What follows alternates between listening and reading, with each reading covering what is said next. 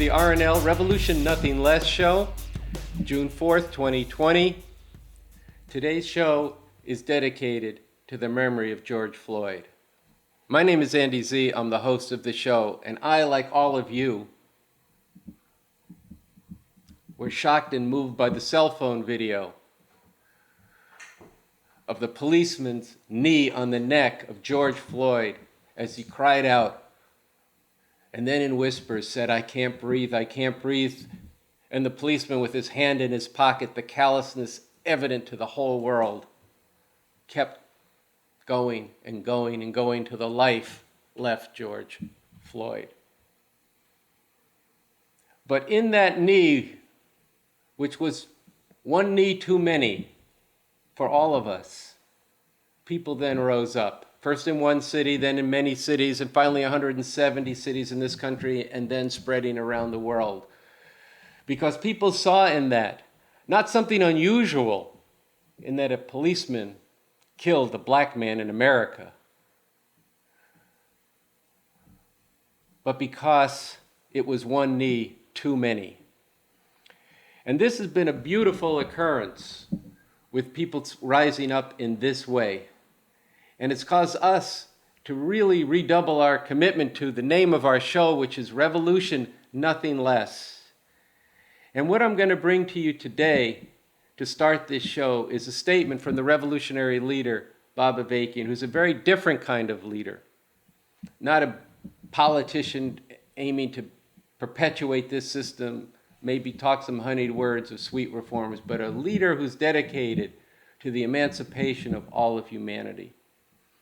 He's a revolutionary leader, he's an author, and he's the architect of what we call the new communism. I'll tell you more about that later. Here is Bob Avakian. This is Bob Avakian speaking. To all those who have risen up so powerfully and are demonstrating to say no more after the murder of George Floyd and all the other cold-blooded murders by police. To all those who have drawn inspiration from this righteous uprising. To all those who have had the blinders forced from their eyes and have been provoked to think anew about what kind of country it is that we live in. This has raised the biggest questions about what is needed for people everywhere to live fully as human beings. An end to institutionalized racism and murder by police, nothing less. An end to any way people anywhere are used, abused, and brutalized, nothing less. We need a world without white supremacy and male supremacy. A world where no one is regarded as alien. A world without war, where people from all over the globe, with a beautiful flowering of diversity, act together for the common good and are truly caretakers of the earth. This is not just a dream. The possibility for this is being powerfully demonstrated in this uprising of the people, of all different races and genders, from all parts of the world, refusing to remain silent or stay passive while all this oppression and brutality goes on. To make all this real, we need revolution, nothing less. A strategic plan for how to make this revolution, and a sweeping vision and concrete blueprint for a radically different and much better world, where all this can become possible, can be found in the work I have done, including the Constitution for the new Socialist Republic in North America. You can learn more about this revolution and become part of making it a reality by going to revcom.us and joining with the Revcoms. We do not need to live in this world where so much of humanity suffers so unnecessarily under this system of capitalism imperialism that cannot exist without exploiting and degrading people, suffocating their humanity, and killing them without mercy. We can do much better. Don't listen to talk about how it can never happen. Look around you. What seemed impossible yesterday is happening right now. Revolution. Why should we settle for anything less? That was Bob Avakian. Revolution. Why should we settle for anything less? That describes the mission of our show. We're bringing you Revolution, Nothing Less, every week at 5 p.m. on Thursdays. And because of this intense crisis and the call that Bob Avakian puts in the beginning of that message that he just read to us, we have started a new series called Dispatches that comes out very frequently, sometimes every day, where we're trying to speak to all the new people who are out in the streets, the tens of thousands and hundreds of thousands of young people from 12 to 20 and new people who are in their 20s and 30s who've never been, don't know much about this movement or about revolution. We're trying to speak to all of you, and Dispatches is a way that we are delivering key messages throughout the week, key questions that come up in the struggle. So watch the Dispatches and watch this show. Now, I'm going to move now to Minneapolis, where Carl Dix, a comrade of ours, a longtime revolutionary, he's a follower of Bob Avakian, and on that basis, he has been a leader in the fight against police brutality for decades. He's a co-founder of the October 22nd Coalition Against Police Brutality and Police Murder. So I was able to do an interview with Carl. It was a shaky connection, but I think his words are very important. It gives you a sense of the scene on the ground there. So let's go to that interview. Okay, I'm connected up now with my comrade Carl Dix, who's in Minneapolis, and today we're recording this on Wednesday afternoon, the June 3rd. So how you doing, Carl? I'm doing good. Good. Good, Andy. Excellent. So listen, we're speaking the day before the Minneapolis Memorial for George Floyd, and we're dedicating this whole episode of the RNL Revolution, Nothing Less show to George Floyd's memory. So I wanted to ask you, what reflections do you have that you want to share with our viewers about this, about this situation, which is on the one hand a very solemn occasion, and on the other there's been this beautiful upsurge to honor his memory and to change the world with the actions of literally millions of people. What are your reflections on this day when people will be watching this, having seen the memorial and many participating in it? Okay, well, let me say, look, right now I'm about a mile from where they murdered George Floyd, where that pig put his knee on the brother's neck, concentrating 400 years of this system's boot on the necks of black people. And this is an area where you see, some of the reverberations of the rebellion, and, you know, stuff on the walls, Buck 12, I Can't Breathe, Treat People Like People.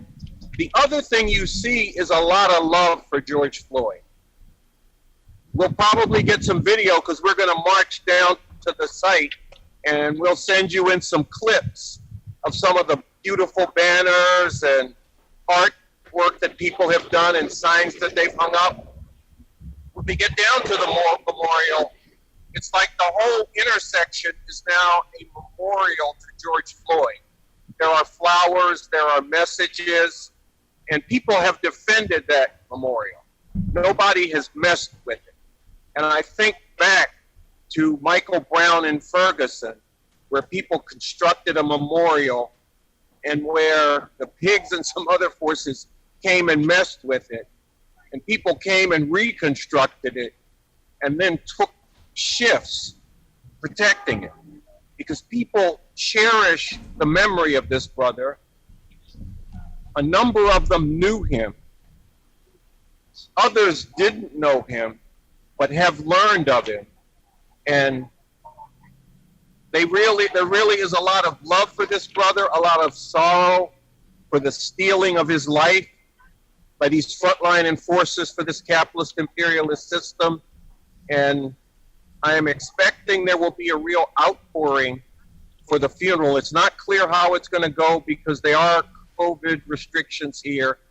So it's not clear whether it's going to be people allowed indoors or outdoors. The revolution is going to be there. We expect a whole lot of people to be there.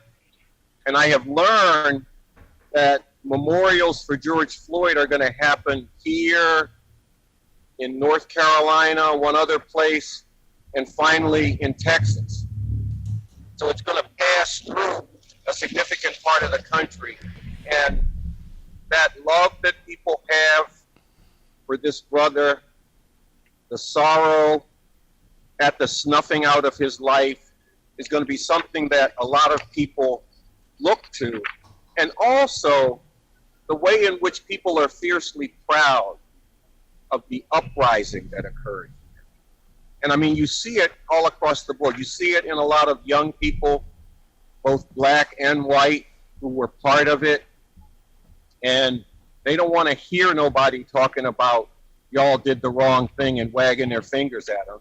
You also see it in a lot of, especially younger white people, who weren't out in the midst of that, but when it got attacked, felt they had to come out and stand with their brothers and sisters, and that no, the problem was not how people responded to George Floyd's murder. The problem was George Floyd's murder on top of murder after murder after murder of black people.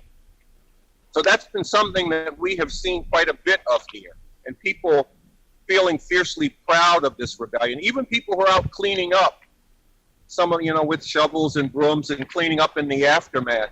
They're not cleaning up because they're mad at the people who rose up. They're just like, okay, well, now we got to clean this stuff up. And they stand with people who rose up. So, Carl, let me ask you this. Do people, you're describing the people who, out in the streets, and this is, I'm sure people want to hear, what the mood is out there. But I'm curious about, do the people in Minneapolis who you've run into and people in the demonstrations, do they have a sense of being at the center of the epicenter of this struggle? And do they have a sense of the responsibility to what's been awakened to this whole history and legacy of the oppression of black people here and immigrants and black people around the world? I understand in Paris, in the suburbs, people are rising up for very similar circumstances. Is this? Very much so. People are aware that this was ground zero, and what was going to happen in relation to it depended a lot on whether people here stood up. And the fact that they stood up called to others. At first they saw it across the country. Then people began to notice London, somewhere in France, Berlin in Germany, that people around the world were standing in. And that's part of the fierce pride that people have. So in terms of what their resistance and refusal to accept and continue to suffer this in silence and to accept it as the way things should be called out to a lot of other people. They also got that the attempts to suppress it here were also aimed at not just them here, but to send out a message, we snuffed this out where it began. And that was part of their feeling that they needed to be out again and again, including when the authorities came at them with their curfews, with their rubber bullets, tear gas, bringing out the National Guard, who were doing what I call light 'em up marches through neighborhoods, shooting at people with beanbag pellets and tear gas, who were on their own porches and who felt like, well, we're abiding by the curfew. I'm on the porch of my house. And the National Guardsmen would respond to that by saying, light them up. And then they'd get shot at with tear gas. So, Carl, I remember we had you on talking about this. But I feel that, the people watching this on Thursday night and then over the weekend going into the funeral on Tuesday in Houston, they're going to see you, somebody who helped co-found the October 22nd coalition, somebody who's been a revolutionary for over 50 years, somebody who resisted going to Vietnam and went to prison for that, and someone who's become a follower of Bob Avakian and is spreading revolution around the world. And I think that you've brought out some very important points, but if you just had a minute to tell people around the world what you, as somebody who's been through all of this, has to say to the people as they watch this, as they think about the struggle over the last week since his murder, where in 1 week the whole world really changed. But the question will be posed, how far-reaching will that change be, and where will it go? I think if people would really like to hear from you about this. Yeah. Okay, very good question. Look, it was powerful and inspiring that people stood up in a way that I haven't seen since back in the 1960s when I was a teenager back then. I haven't seen that in that long. And we have to not just be proud of what has happened. We got to go beyond that, because we need to live in a world where this kind of terror and brutality and murder against black people and all of the other horrors that this system brings down, we need to live in a world where that is no more. And right now is a critical moment for that, because we have rocked the system back. We have put the fascists, caught them wrong-footed them. They're trying to get back on board with it. The liberal opponents of the fascists are trying to come out with their stuff and basically telling us that, well, we'll do more of the reforms that we've already done, and that's the way to do it, and don't go too far. People have to go much farther than they've gone. They've got to go beyond rebellion to revolution, because that's what it's going to take to live in that kind of world. I mean, it's like Bob Avakian, the leader of the movement for an actual revolution in this country and the architect of a new communism and the forger of a new pathway for human emancipation, says about the police. The role of the police is not to protect and serve the people. It's to protect and serve the system that rules over the people. So that was Carl Dix, revolutionary leader. He's in Minneapolis, and we're going to be hearing more from Carl and my co-host Sunsara Taylor. They've been filing some reports, and we're going to be including them in dispatches and in future episodes. There's some very interesting work that they're doing there, and they're also reporting from the scene, as you heard in that interview I just did with him. Now we're going to move to a very relevant section of a conversation between Bob Avakian and Cornel West that took place in 2014. They gave talks together at Riverside Church in New York City. Over 2,000, or about 2,000 people attended, called Revolution and Religion, the Fight for Emancipation and the Role of Religion. And they did, they gave this talk, first Avakian, then Cornel West, and then there was a conversation between them, a dialogue. One of the questions was a two-part question. First, at that time, there had been police raids in the housing projects in Harlem, and one question was, how do we get justice for our children? And the other question was somebody from Ferguson. There was a whole crew at the dialogue from Ferguson that had just months before had a bit of an uprising, not on the scale of this, but in response to the murder of Mike Brown. And they said, how come now we are still going through this same hell? Why are we still fighting for justice? So I want to play this clip now, and you're going to. It's quite relevant to what we're facing today. Two connected questions that I'm going to ask. One is in the reference to the June 4th raid in Harlem. The question is, how do we as a community approach the NYPD and our city officials to demand justice and free our children now, who are now incarcerated? That's right. They're now incarcerated, all facing conspiracy charges and life in prison. We need help. And then, which is a very powerful question. The second is I think, related from someone in Ferguson, Missouri, Missouri. Right on. And they asked, why are we in 2015 still going through this hell? Because I never thought I'd be still fighting for justice. Well, I would say, these questions, I think these two questions are very much related. I would say the basic answer to the question of why we still have to fight after all this time is because we're still living under the same system. And unless and until we get rid of the system, the same things are going to keep on happening, even if they happen in some different ways. Like I was thinking about Detroit. The most powerful urban rebellion in the 1960s took place in Detroit in 1967. Now, I'm not advocating anything, I'm just telling you the facts. The people rose up in Detroit, and yes, they came in and they killed a lot of them, but they rose up for 5 days. And after they killed them, they said, oh man, we've got a really serious problem here, and they went and started hiring thousands of black people right off the street into the auto plants of Detroit. And those were high-paying jobs. Now, people always, and again, I'm not advocating anything.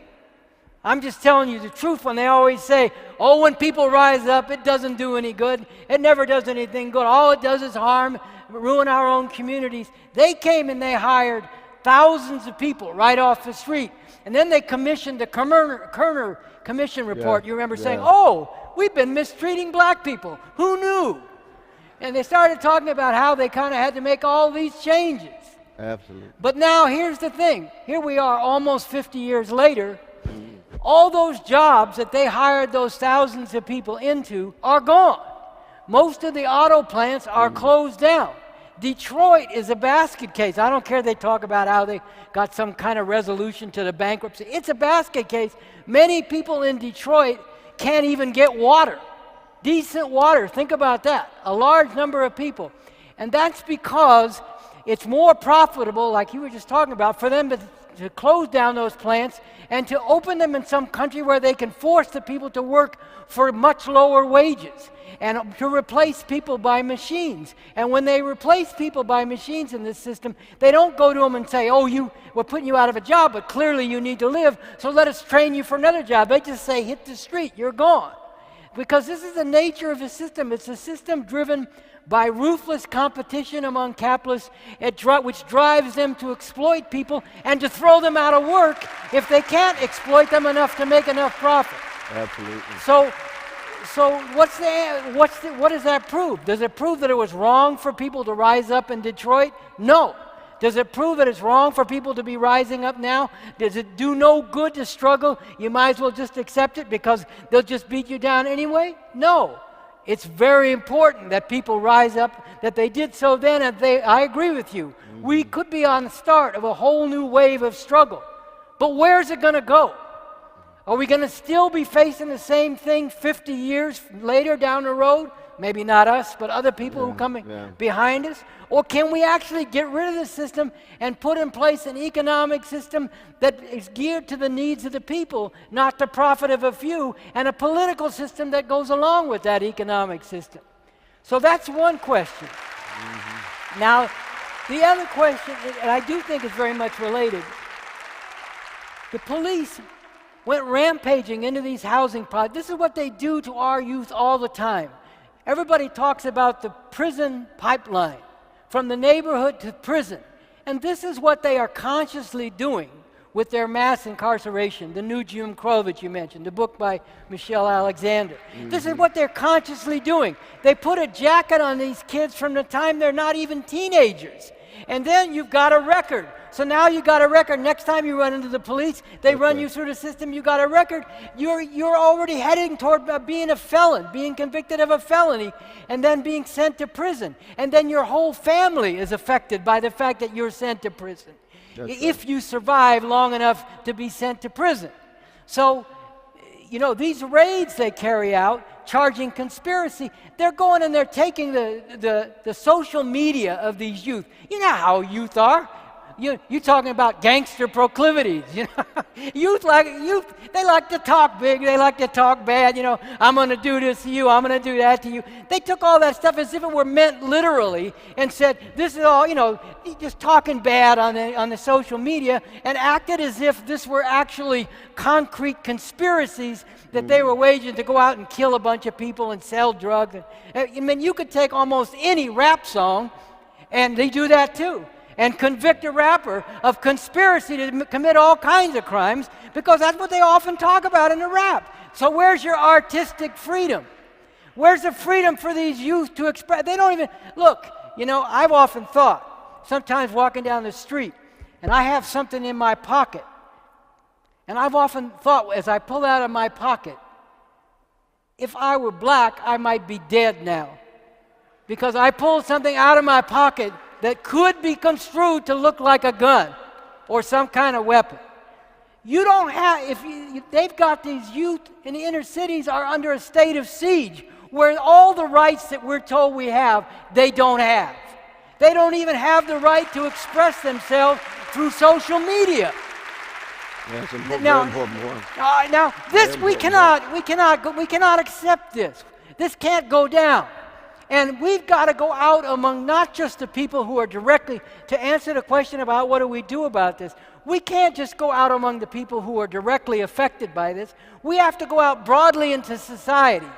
We have to go out among all the diverse kind of people who are represented here tonight and say, you have to know about what is going on in this country of yours, in this society, where supposedly we have a democracy and supposedly we have rights for the people. But if you live in a certain part of town and you're a certain color, and you're looked at by the system in a certain way, you don't have any of even those supposed rights. And we cannot allow that to go on. It's our responsibility. That's right. It's our party's responsibility. And I'm determined that we live up to our responsibility, but it's also everybody's responsibility to go broadly. We got to go to the students. In the 60s, I was a student in the 60s on the college campus. That's how I got involved in the free speech movement and then working with the Black Panther Party and fighting against the Vietnam War. Why? Because when you're a student, I know a lot of them waste their time on nonsense, but at least when you're a student in college, you have the opportunity to learn about a lot of things if you want to do so and you take some initiative to do so. You have ideas that you can work with. You have the life of the mind that you can pursue if you have a mind to do it. And in the 60s, a lot of students did that. They looked at the world around them. Like I said, they saw people rising up and they said, I want to know what this is about. I want to understand this. But I think in the 60s, we had something else too. And this is a result of the cultural and spiritual war that went hand in hand with the class war. That when we turned on the radio and heard the voice of a David Ruffin, or we turned on the radio and heard Sheila and Wanda Hutchison of the Emotions singing, there was a tenderness and a sweetness and a kindness that is the raw stuff of any kind of movement. Right. Whereas today, it's say my name, as opposed to try a little tenderness, Otis Redding. It's hard to find tenderness, sweetness, and kindness. Same is true in terms of the collectivities. You see, when we turned on the radio, who did we hear? We heard the Delphonics and the Dramatics. We heard Enchantment. You see, we heard Lakeside. We heard the Ohio Players, Heaven Must Be Like This, and Skin Tight. We heard a tenderness and a sweetness. When they turn on the radio today with the oligarchs and plutocrats, the same ones who control recording and radio and video and live performance. That's exactly right though, brother. I love that. It's a cultural, spiritual kind of COINTELPRO. If somehow we can make sure that the precious souls of young black people, and of course by young black people, you're talking about all folk, because young people have been Afro-Americanized since Motown, since the Funkadelics, since James Brown. So if we can keep their souls so chilly, and I see this in teaching in prisons for 37 years, I can see the shift in it. To keep the soul so chilly, the conscience so coarsened, and the heart so hardened that you don't have the raw stuff for a movement. People can't wait just to get over, to manipulate and dominate, or be obsessed with the 11th commandment, thou shalt not get caught. Because everybody's just trying to get over by any means. That's Wall Street. Not one Wall Street executive went to jail given all the crimes that took place in 2008. They didn't get caught yet. But that sends the same kind of sign in the young folk. But again, when talking about black people, you got to talk about our spirits and our souls and bodies, as well as the organizing and mobilizing, or we'll never be able to pull it off. Yeah, well, I agree. I think that, You see what I mean? yeah, I do. I agree. I think that culture is very important. I mean, if you go back to the beginnings of hip hop and you leave aside sort of silly things like Rapper's Delight or whatever, which had a nice beat. Nice beat. Had a nice beat, but it wasn't about much. And the brother just died too, Yeah. That brother just died. God bless his soul. But then you got, Melly Mel. Grandmaster Flash and the Furious Grandmaster Five. Flash, Melly Mel. Then you got Public Enemy with Chuck D. KRS-One, they Wu-Tang Clan. They were talking about something. Yes. And what happened? The people who control things in the music industry and in general came in and said, we don't want that. That's right. Ice-T went from being cop killer to being a cop on TV. And they said, this is the way you want to make it. This is the way you make it. All the rest of that stuff, we're going to push that aside and not let it flourish. So, but I think what's happening now, when you talk about a new wave, the wave is when coming. you have a new wave of struggle, it brings forward or can bring forward a new culture. And I agree with you. I mean, I grew up on those songs that had tenderness and love too. It's very different. Rich and stuff. it's not weak to love. I think that's something very important. That's exactly right. It is not weak to love. It is not weak to treat other people as human beings. And we need a culture that grows together with the actual struggle and is a crucial part of the struggle that promotes the kind of values you're talking about, that promotes looking out for each other and being together and seeing what we have in common instead of trying to get over on each other. And I believe, I forget I can't call his name right. Johannes Hernandez. Give it up for Sister Johannes Hernandez, leader of the Mumia Abu Jamal movement along with Mark Taylor. We love you, Johannes. We love you, Johannes. Love you, though, sister. I'm trying to think. No, that's all right. No, we got to pay respect. But that's true. I can't call his name, but I know there was a rapper recently who did, after the assassination of Michael Brown, came out with a song about that. I can't remember. There you go. Right? Now, that's just, that's an example of what happens. It wasn't just. That's right. Here's the important thing, I think. It wasn't just because yet another black or brown youth was killed in cold blood. It's because people stood up and said, no, we don't care. Right. We're not taking this anymore. Right. And that's what inspired a little spark of a new culture. And the more that happens, the more that we can bring forward that culture. And I agree, we need that culture. I do agree. I may not agree we need to get it from God, but I agree that we need soul and we need heart. I agree. I mean, the wonderful thing is that God doesn't ask for your permission. I'm just playing with you, brother. I'm just playing with you. Well, if I ever hear God asking me for my permission, I might change my view. Oh, Lord. A lot of people see some divine qualities in the love for the masses that you all have in the party. Now, you got to watch it. So that was Bob Avakian and Cornel West from the Dialogue on Revolution and Religion.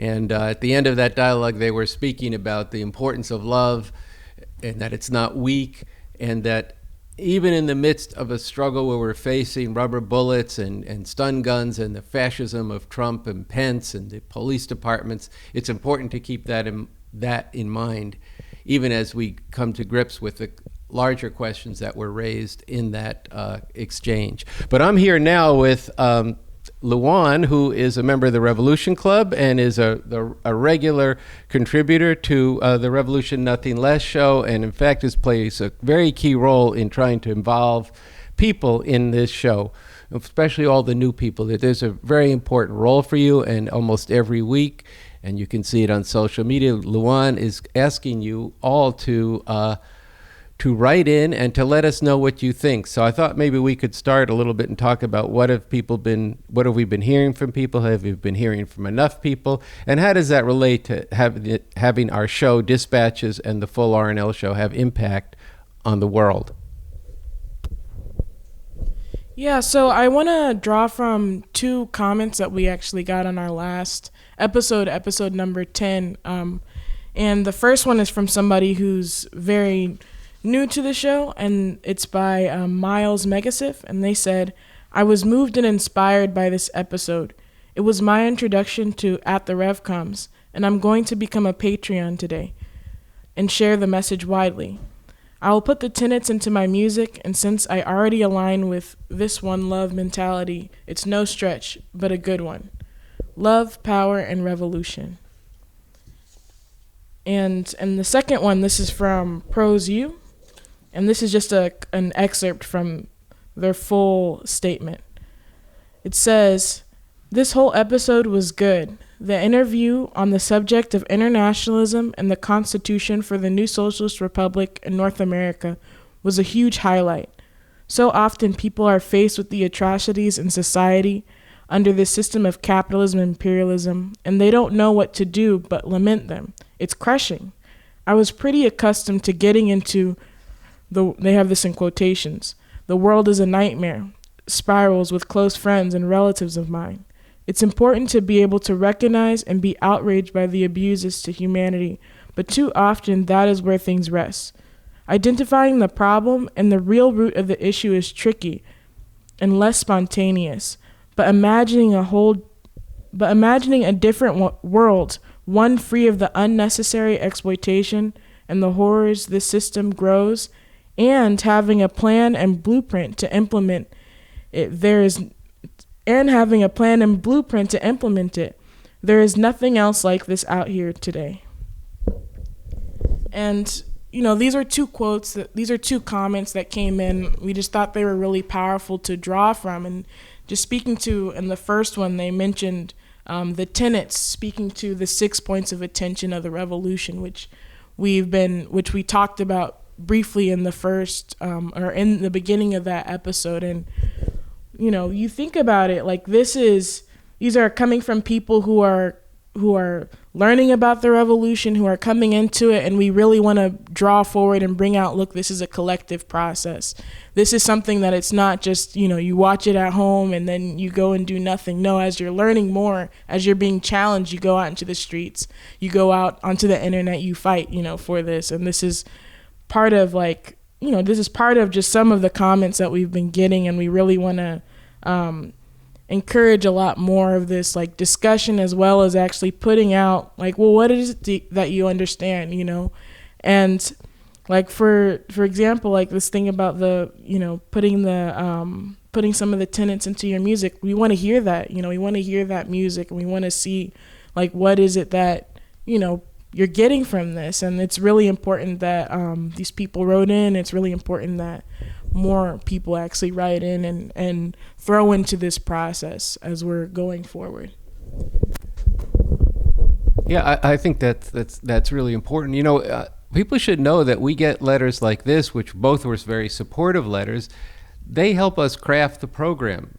What are the things that people are getting out of it? And especially we want to hear from people like that person Miles, who he's just watching this. What are the things that resonate with people? What are they getting from it? That we can strengthen it. But we also want to hear from people who disagree. Raise your questions. So it's not even just disagreements, but your questions. What did this mean? Break this concept down, as well as disagreements. In fact, we got one comment you were showing me earlier that had a substantial argument for around horizontalism and leaderless revolutions and the dangers of revolution. We'll probably take this up in a future episode, because those questions are saying, oh, okay, this isn't just it's one person writing in, but it reflects more people than that. But one thing I've been trying to grapple with, and I know you've done some work on this and understand it perhaps better than I do, is how do new people who watch this show and say, hey, that was really important, there's nothing else like this, or this is something that I want my friends to see. How do people actually spread this? Because we should be straightforward with folks. There's only a couple thousand people watching this show. This really needs to spread so that people know about the revolution. So I was wondering if you could just break some of that down for how people could actually play a role, including this person Miles said he became a Patreon. That's part of the picture. Yeah, I mean, there's a lot of different ways, and I just want to say, I've been thinking about this, but there've also been things that people have actually written in of what they're doing. Like the other day, we actually got an email about somebody who's making a sticker, up north in California, and we encourage that kind of stuff. And I do think that some of the simpleness is actually just to go out there and put put what it is and just put it out there, and talk to other people about it, spreading it on your social media and speaking to other people. But I think it really is as simple as that. Like we've seen at some of the different protests across the country, posters that will have the handles at the RevComs or the RevComs on YouTube. That's really important, especially now. You think about like just how many people are out there in the streets, how many people are lifting their heads up, and you think about it, like who's out there right now who's feeling and thinking about, the kind of change that we actually need, who needs to be introduced to this. And even being on the street with a sign that says that, has that included on it, could actually have a really big impact right now. It would have made a certain kind of impact before this, but right now that there's so many people who are lifting their heads, it's a whole other kind of impact that's even more key, And I do think that this is a moment where you are going to find a lot more people who actually want to see a big change in the world. That's why people are lifting their heads and in the streets. So why not, bring them, this revolution, nothing less? Why not bring them this strategy? Yeah, and right now in this moment, we are really stretched. Our co-host Sunsara Taylor is in Minneapolis. Some of the people who work with us are also stretched out in that kind of way. We need funds to be able to keep a crew up in Minneapolis. We need funds to do what we're doing. So one way you can be a part of this is to become a Patreon, but also to simply make a donation, which you can do on the website revcom.us. But we actually need editors. If you're a film editor, a film student, and know how to do editing, animation, camera work, how we can have digital hookups that go to remote places, so that I would love if we could do reports from many cities around the country. We need the expertise to do that. And so if you would write into us at the revcoms at gmail.com and volunteer, send us a short resume, if you will, and send it to us, and we will get back to you right away. We need more people to do this. We started putting out a weekly show. Now we're putting out shows almost every day or every other day, and we are strapped to the limit, and we could use more people. This is a way you can use your skills to bring about a radically different world. So, Luan, I just want to bring one other point out before we close the episode. This past week, Donald Trump signified and actually took an action which was a tremendous leap towards fascism. The organization refusefascism.org, which Sunsara and I were part of co-founding, that's dedicated to the driving out the Trump-Pence regime from power by the means of people taking to the street, and there are millions and staying in the street.